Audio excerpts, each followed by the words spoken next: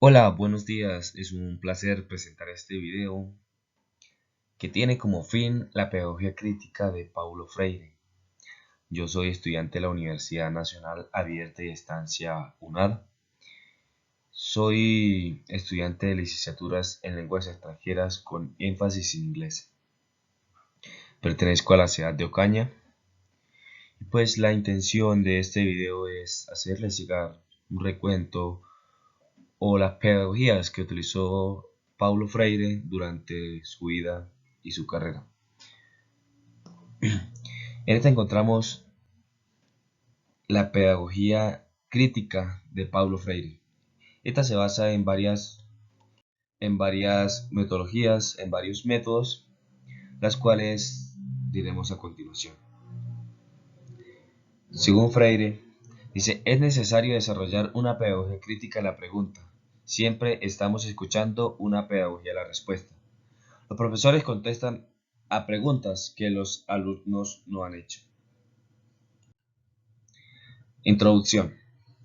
Generalizando la pedagogía crítica es una propuesta de enseñanza que intenta ayudar a los estudiantes a cuestionar y desafiar la dominación y las creencias y prácticas que se generan. En otras palabras, es una teoría y práctica, praxis, en la que los estudiantes alcanzan una conciencia crítica. Algunos datos de Paulo Freire fue que nació en Recife, Brasil, en 1921. En 1943 fue director del Departamento de Educación y Cultura del Servicio Social Industrial de la Industria. Estudió letras y se doctoró en 1959 en Filosofía e Historia de la Educación. Nos dice que en 1963 puso en práctica su primera experiencia educativa. En Chile escribió La Pedagogía del Oprimido, que es uno de los libros que más ha ganado autoría o más relevancia tiene. En 1986 recibió el Premio Internacional Paz y Educación de la UNESCO. Aporte de Paulo en el mundo de la pedagogía. Paulo Freire, 1980, establece que la naturaleza del ser humano es de por sí dialógica y cree que la comunicación tiene un rol principal en nuestras vidas. Es decir, estamos constantemente dialogando con otros espacios donde creamos y nos recreamos. En sus métodos encontramos el método tradicional, que es donde existe una figura de autoridad cuyo nombre radica como profesor, en el que se plantea que el alumno aprende del maestro, porque el docente no se equivoca. Otra cosa que sucede es que lo aprendido en clases no tiene una aplicación en la vida real del alumno, o al menos no se explica de cómo se puede aplicar.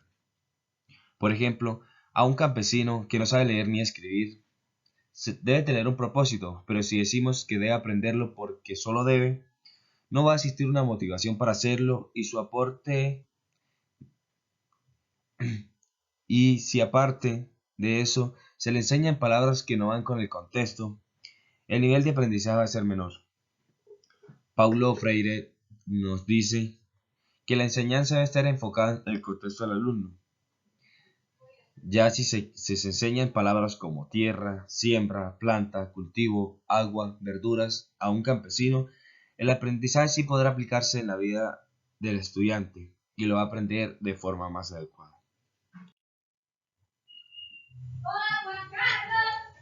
Podemos ir a la escuela porque sí, según Paulo, debe existir una motivación en propósito. Nos dice que la educación no cambia el mundo, cambia a las personas que quieren cambiar al mundo. Nos dice Paulo que debemos apoderarnos de la lectura y la escritura como un arma política, que es la que nos va a ayudar y nos va a defender en cualquier momento. La pedagogía del oprimido. En este mundo que nos rodea, los opresores desean dominar y oprimir, mientras que los oprimidos solo siguen órdenes y no tienen derecho a opinar. Poco a poco son deshumanizados y podemos observar que esto sucede en el salón de clases en muchas escuelas. El alumno no tiene voz, El alumno no sabe nada, mientras que el profesor es el ser omnisciente que todo lo sabe. Freire describía este suceso como educación bancaria, porque el profesor solo habla y deposita todo en el alumno. Entonces Freire nos propone una educación liberadora, que es el paso a seguir de este método de los oprimidos, educación. La educación liberadora, en donde el profesor no está por encima del alumno. No solo el alumno aprende de su profesor, sino que el profesor aprende de su alumno, pero ambas personas son capaces e inteligentes. Nos dice Paulo que enseñar no es transmitir conocimiento, sino crear las posibilidades para su propia producción y construcción. Este proceso de alfabetización a partir de 1961 fue uno de los más grandes momentos históricos de Paulo, en el que logra enseñar a leer y a escribir a 300 campesinos adultos en tan solo 45 días. Sin duda alguna, pareciera que Freire narrara los problemas de nuestra educación actual, pero intentando aplicar la educación liberadora a un nivel nacional se vuelve una meta más difícil, debido a que buscamos que el alumno diga un plan de estudios y aprenda ciertos temas de un determinado tiempo. Aunque no está mal llevar un tipo de organización, pero estamos hablando de grupos humanos, no de robots. Todos los alumnos aprenden de manera diferente. Nos dice que la alfabetización no es un juego de palabras, sino la conciencia reflexiva de la cultura, la reconstrucción crítica del mundo humano, la apertura de nuevos caminos, el proyecto histórico del mundo común y el coraje de decir su palabra. Este método consistió en utilizar varias varios contextos y registrar un vocabulario utilizado en el medio cultural para así darle paso a aquellas personas que no sabían leer ni escribir y llegar con cuya finalidad con un conocimiento básico. Freire, en su Pedagogía de la Esperanza, reconoce como esencial el manejo profundo del conocimiento efectivo. Estamos hablando de Pedagogía de la Esperanza. Un buen docente debe rehacer su posibilidad para ser conocido, al procurar compartir sus saberes con los estudiantes de manera innovadora y descriptiva. Dando por concluido este tema, podemos decir que Paulo sostiene que la curiosidad es la piedra fundamental del ser humano, aquella que es general y que motiva el movimiento hacia el conocimiento de los objetivos fuera de él y en su conocimiento de sí mismo. Sostiene que el conocimiento es algo que se va formando.